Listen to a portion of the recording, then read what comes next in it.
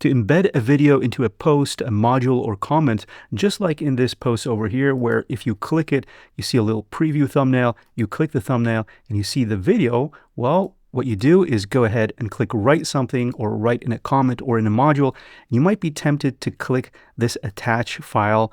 You might want to attach directly the video file from your computer, click open, and then you're seeing that it's loaded. You might be happy, but that's not how you do it.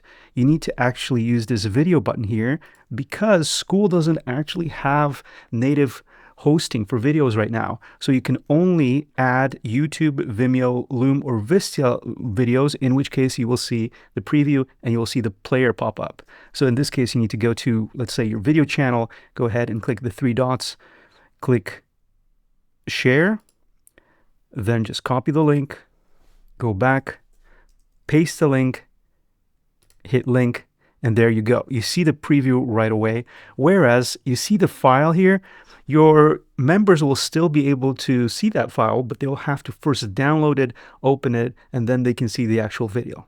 So this is how you embed videos in Skool. Thanks for watching. And if you need help with that course for your community or a digital offer or your product, just reach out or check the links in the description. See you in the next one.